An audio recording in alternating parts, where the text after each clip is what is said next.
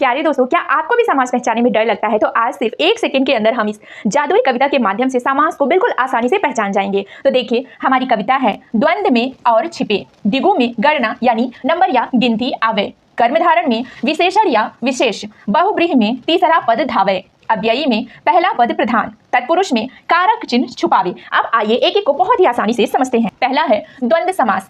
द्वंद्व में और छिपे, जहां दोनों पद प्रधान हो और शब्दों के बीच में और या योजक चिन्ह आए तो वहां पर होता है द्वंद्व समास। जैसे माता पिता, यहाँ पर योजक चिन्ह आया है। रात दिन, यहाँ पर भी योजक चिन्ह है। ऊंच और नीच, तो यहाँ पर भी योजक चिन्ह है। अगर हम यहाँ पे और या जोड़ देंगे तो हमारा हो जाएगा माता और पिता, रात और दिन, ऊंच या नीच। तो जहां और या योजक चिन्ह आता है वहां होता है द्वंद्व समास। अगला है दिगु समास। दिगु में गणना आवे, जिसका पहला पद यानी कि संख्या हो या नंबर हो या गिनती हो तो वहां पर होता है दिगु समास। जैसे त्रिभुज यानी 3 भुजाएं, चौराहा यानी 4 राहें, नवरात्र यानी 9 रातें। तो जहां पर शब्द की शुरुआत ही संख्या या गिनती से होती है तो वहां पर हो जाता है दिगु समास। अगला है कर्मधारण समास। कर्मधारण में विशेष, जहां पर पहला पद दूसरे पद की विशेषता या तारीफ बताता है वहां पर होता है कर्मधारण समास। पहचानने का सबसे आसान तरीका है कैसा है से उत्तर मिलता है। जैसे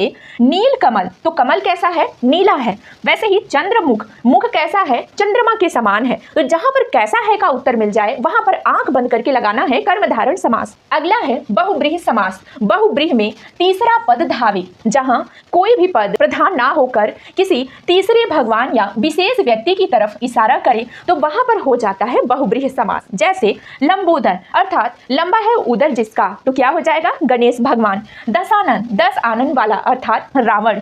चतुर्भुज, 4 भुजाओं वाले अर्थात विष्णु जी। पीतांबर, पीला अंबर धारण करने वाले भगवान कृष्ण। तो जहां पर ज्यादातर भगवान के नाम आते हैं वहां पर हो जाएगा बहुब्रीहि समास। अगला है अव्ययी भाव समास। तो अव्ययी में पहला पद प्रधान, अर्थात जिसका पहला पद उपसर्ग हो और शब्द की शुरुआत आ, यथा, प्रति, भर, हर, बे से हो और शब्द रिपीट हो तो वहां पर क्या होता है? अव्ययी भाव समास। जैसे यथा शक्ति, प्रतिदिन, आ जन्म और रातों रात, यहाँ पर शब्द की शुरुआत जो है यथा, प्रति, आ और शब्द जो है वो रिपीट हुए हैं तो यहाँ हो जाएगा अव्ययी भाव समास। अगला है तत्पुरुष समास। तो तत्पुरुष में कारक चिन्ह छुपावे। अगर शब्दों को तोड़ा जाए या विग्रह किया जाए तो वहां पर का, की, को, के लिए, से, में, पर जैसे कारक चिन्ह आते हैं तो वहां पर हो जाता है तत्पुरुष समास। जैसे राजपुत्र यानी राजा का पुत्र, ऋण मुक्त यानी ऋण से मुक्त, रसोई घर, रसोई के लिए घर। इसी प्रकार गंगा जल यानी गंगा का जल। तो यहाँ पर का, से, के लिए का कारक का लोप होता है और विग्रह करने पर कारक चिन्ह उपयोग में आते हैं तो वहां हो जाते हैं तत्पुरुष समास।